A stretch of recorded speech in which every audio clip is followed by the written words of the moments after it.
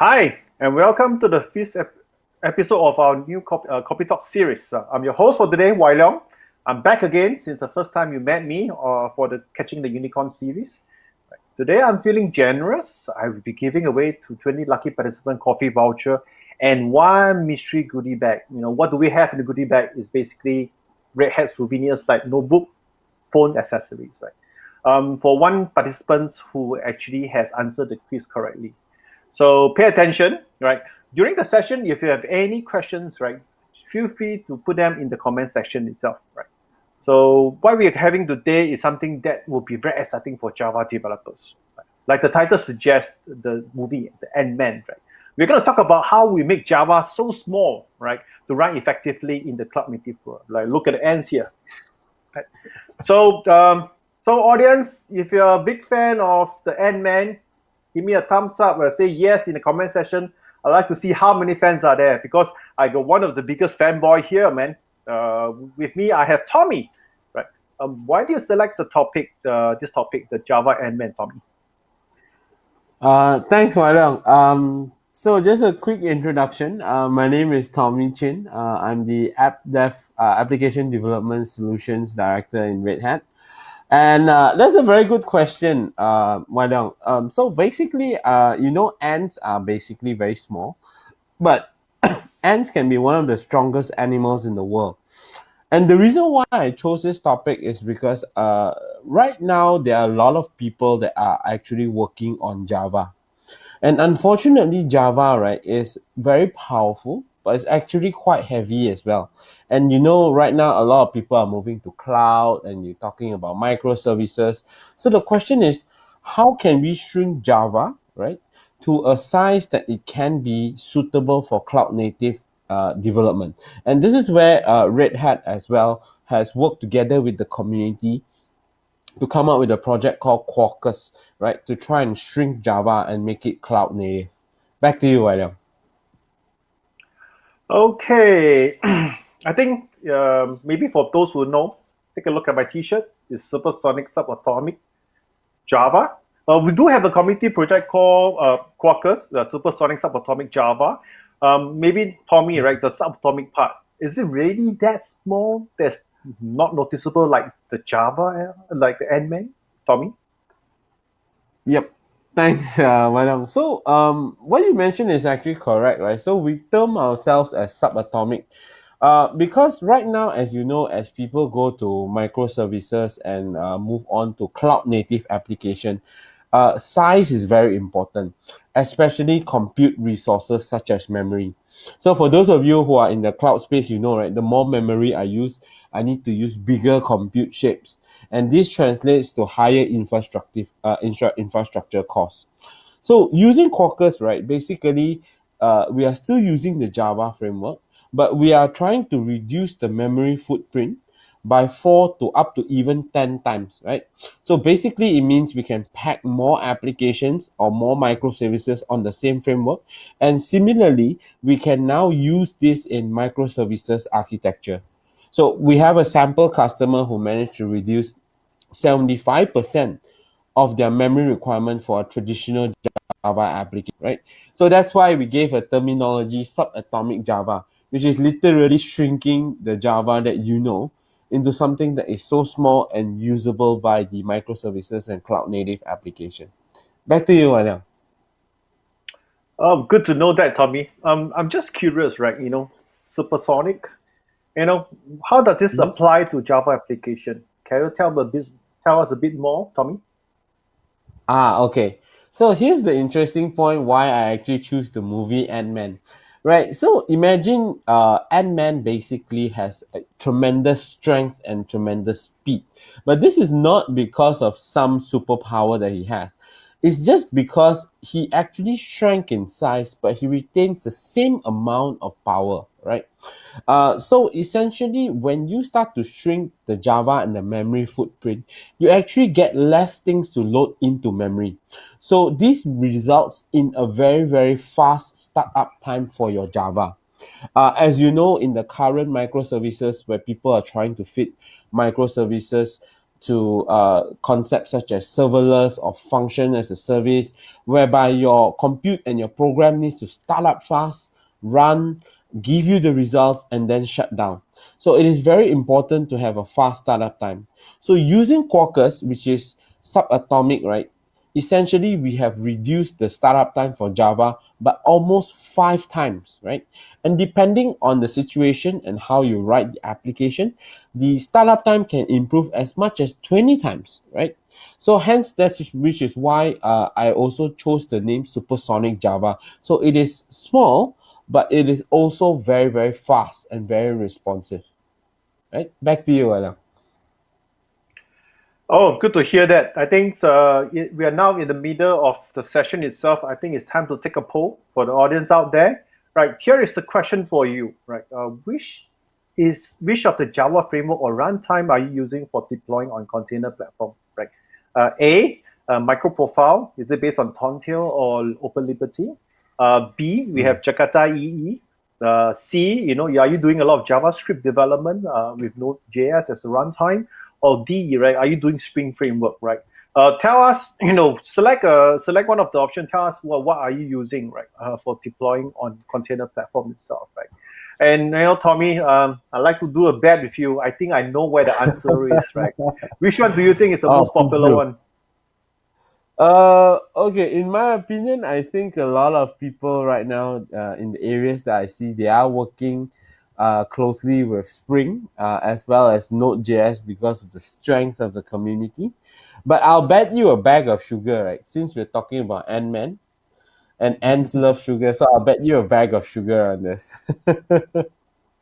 Okay, you say Spring or Node, right? So I'm the old school guy, right? So I believe in Jakarta EE. So okay, so audience, select an option, right? So we'll close the poll later, not now. So next question I have for you, Tommy, right? Now we finally understand what is supersonic and subatomic Java with Quarkus, right? I think, of course, I know not the level of shrinking the size of a person to end, right? This is quite a significant project that Red Hat is undertaking, right, to make Java suitable for modernized applications, right? So we have customers who have really invested in moving to Spring Framework to microprofile, right? Will they be benefiting from using Quarkus as the underlying Java framework, Tommy? Yeah, thanks. So actually, you are right. There are a lot of our customers, right? Basically, in order to take advantage of the microservices and the cloud native application development, they have started to invest on lighter and lighter frameworks such as Spring or Microprofile. So the first thing is that a lot of these customers who have embarked on this journey, not to worry, right? Basically, if you are already on Spring or Microprofile, right, you will actually have not you don't have any major challenges adopting to Quarkus. It's really easy to adopt, right? Because it's basic Java framework. In fact, we have a customer, a telco in Europe, right? Basically, they have successfully migrated from Spring Boot to Quarkus in a matter of weeks, right? And in essence, by doing so, the same application itself is now 50 to 60% more lightweight, which means it uses less memory, improvement of the startup time from 50 seconds to 14 seconds, which means they can actually afford to use like things like serverless. And essentially, because they're so easy to use in Java, they have increased their developer productivity by 30 to 40%. So rest assured as well, if you are on any of this micro profile or even Spring Framework, it's relatively easy. And Red Hat itself, right, we have prepared some materials who actually will help you to do this migration, right? And you can search up all these materials at our website at redhat.com. Back to you, Wanam. Okay, we'll be closing the poll soon, right? So do indicate, what kind of Java framework or runtime do you use for deploying on container platform, right? I must say, Tommy, this is really exciting for Java developers. I have tested Quarkus myself running on my laptop.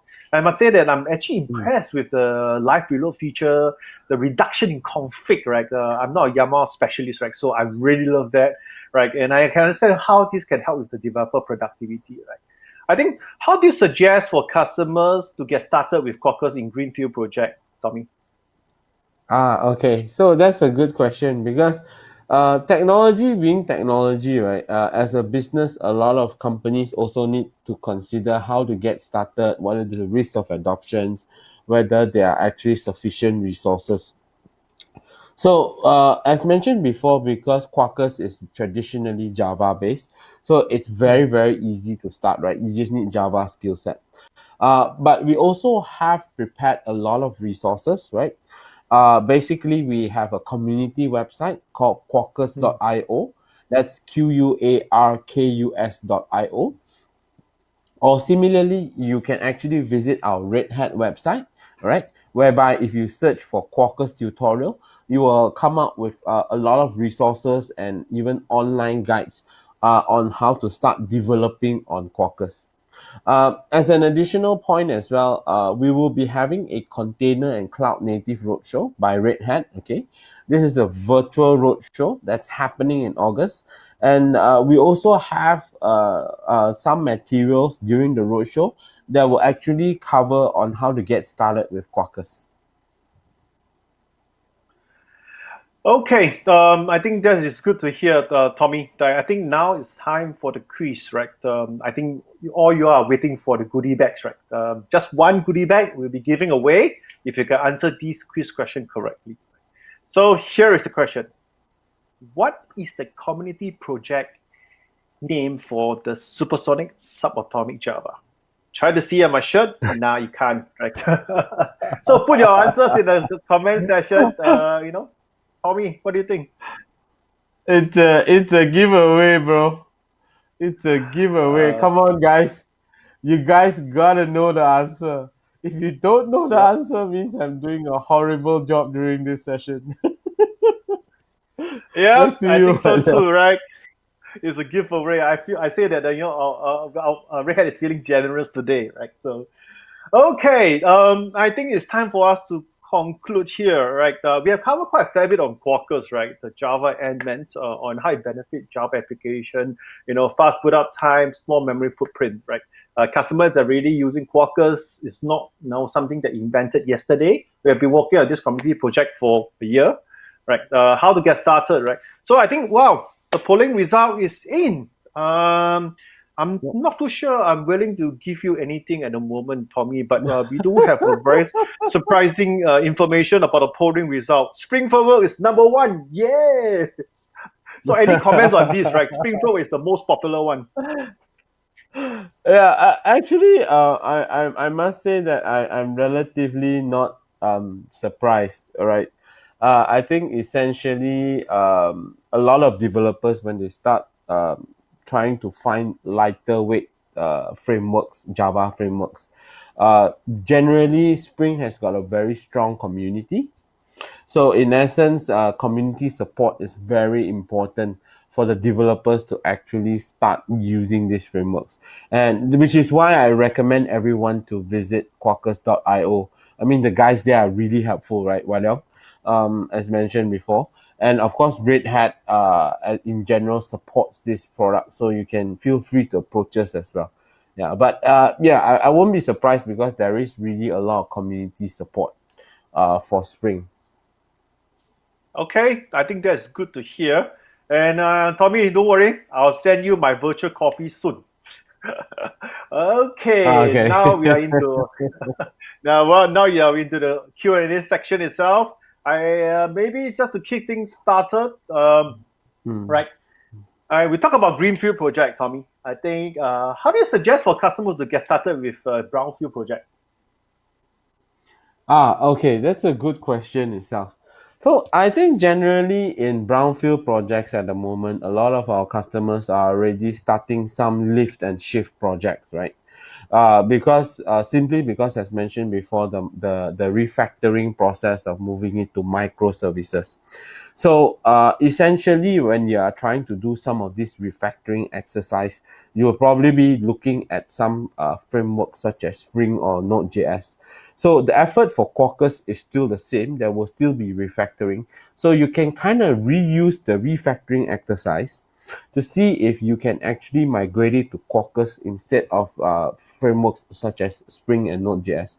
Rest assured, right, we are actually much more lighter weight than even Spring framework, right? To know more about this, again, I cannot stress the importance enough. Do join us for our container and cloud native roadshow in August, right, where we literally can meet virtually, and you really can post all your live questions to us during that session. Okay, that is Yeah. good to know, Tommy. We do have one question from wow, Nestor. Good to see you again. You are very a Hi, strong Lester. supporter of Red Hat sessions, right? Hi, Nestor. Right. So he asked, right, compared to the native apps binaries, right, how does Java apps running in Quarkus compare in terms of speed, right? So does Quarkus run web application like Tomcat? Okay, so I think this is a very interesting question. So I assume that you are comparing all the native app binaries. Are you really talking about mobile, or you're talking about package apps like jar files and ear files and things like that?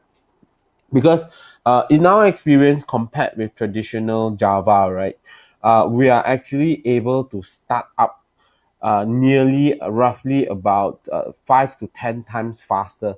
So imagine if you're trying to start up a Java application, right? Preloading the resources, the memory. So Java is powerful because it loads all this beautiful stuff for you to develop your app. But that's the thing, when you load it, it also takes a lot of time. So definitely compared to traditional Java applications, right? We are nearly 5 to 10 times much faster. For Quarkus to run web applications like Tomcat, sure, essentially you can actually do that as well. As an alternative to Tomcat, I think from that perspective, if you would like to know more, my personal Facebook. Please drop me a line and then we can Oh, connect. Yeah, I mean, me and Nestor, we've talked live on Facebook, so that's the beauty of the thing. that's good to hear. I think yeah, for those who are out there, Quarkus.io is one of the the site that you just go to get more information as well, right? We have another Hmm. question, right? So I think from this audience, how is Red Hat offering Quarkus, right? This community project. Okay. Interesting. I mean, I promised the guys I won't talk a lot, but let me just delve a little bit about the product, right? So Red Hat, basically, we have this package called Red Hat Application Runtimes, or Red Hat Runtimes. It's a cool collection of all the development tools and framework. It's like this starter kit for all the developers. It's got JBoss EAP, it's got Vertex, it's got Spring, Node.js. So basically, we have just added Quarkus to this collection. So for Mm, those of you who are already having the Red Hat application runtime subscription, so you're gonna enjoy the add-on power of Quarkus, right? So it's an enterprise supported Quarkus by Red Hat, right? So okay. essentially that's how Red Hat offers Quarkus. Sorry. Yep. Yep, no worries. I think it's good to know because I think we do have customers went live with Quarkus. I think it's important we give them production level kind of support, right, when they're looking into this. Right.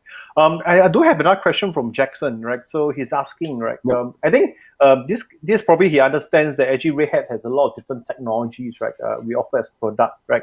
So he's asking, is Hmm. Red Hat using Quarkus beyond the runtime product that you just mentioned? Okay, it's a very good question. So, as you know, Quarkus is actually a very powerful framework, right, for you to develop your application. And I think you would have guessed as well, majority of our middleware portfolio. So, Red Hat has ESBs, message queues, process automation managers, and a whole host of services. These are actually also Java based. So you are actually correct. Red Hat right now is in the R&D phase of migrating our own middleware, right, onto Quarkus itself, so that it is able to take advantage of the size and the speed. So in addition to shrinking Java, right, I think Red Hat has bought a huge shrinking rate, and we're shrinking all our products basically using the Quarkus technology. And hopefully, when we shrink this, a lot of our middleware will be very, very cloud native friendly. Not that it is already not, but much more cloud native friendly. And you can even possibly run our middleware on serverless environments. Mm. Yep, that I think that is a good thing, right? So I think we are looking at making sure that our products are suitable for this cloud native world as well, right? You Mm. just brought me back to the movie, right? A person wear a suit, right? Then you can be strength, right? So I think that there's a lady who was a girlfriend who actually wear the suit and strength as well. Right? I think that's what we are doing at Red Hat, right? We are putting a super outfit into all these different products to make it even smaller, right? I think that's a Mm. good way to proceed. I think Tommy. I think let's see if we have any more questions from the audience. Let me take a quick look. Okay. All right. So I do have a question here. I think Mm. there is a question, right? So Quarkus maturity as compared to Spring, right? I think I will quickly address this. Of course, we started the project 1.5 years ago, right? We are definitely going to support Spring Developer itself, right? Of course, it's not as big as what the Spring framework is because Spring framework has gone from a small framework to a rather big framework as well, right? So we'll take time to catch up, but I think our charter is very clear. We want to make sure that people who are doing Java development can leverage Quarkus, right? Leverage the same level of skill set, but actually deploy Java application on a cloud native world. Okay, Mm. I think there's not Totally much of a agree. question that we have, right? Tommy, I think it's good to have you. And however, I do have one last question for you, right? I know you're a fan of Ant-Man, right? Sure. I see the cabinet behind you. Is there an Ant-Man outfit there? No, I think you probably saw the ants. Not the Ant-Man. Not the Ant-Man. They probably saw the ants. Yeah. Okay. I think I'm going to wrap up. Any last word, Tommy, before we wrap up? No, I think not much of last words. Basically, I think do visit us either on quarkus.io or visit us on redhat.com. Do check out our tutorials to get started. If you want to know more about Quarkus or really get your hands on, really try out, visit us in the Container and Cloud Native Roadshow in August virtually. We'll be speaking a lot more on that. And of course, thank you so much for having me here, my friend. It's been a Tommy, pleasure. my bro, man, you're always welcome, man. I think for the audience out there, in the Cloud and Continuing Roadshow, if you are interested in it, you do a QR code. This is linked to the feedback form. Highlight the interest in the feedback form. It's going to be a hands-on workshop for targeted at developers, right? Um, okay, so for you, thank you for joining us for this session itself today. Next week, we have something interesting coming out, right? We talk about Mm. multi-cluster strategy, in the enterprise world and how they relate to the needs of edge computing, right? Next week, Wednesday, 2 p.m. Singapore time, right? To help to provide feedback with the feedback form as mentioned, right? Then what I will say is thank you. We have a lot of loyal audience here, right? Thank you for your time, and we will see you next week. Bye bye. Thank you, guys. Bye.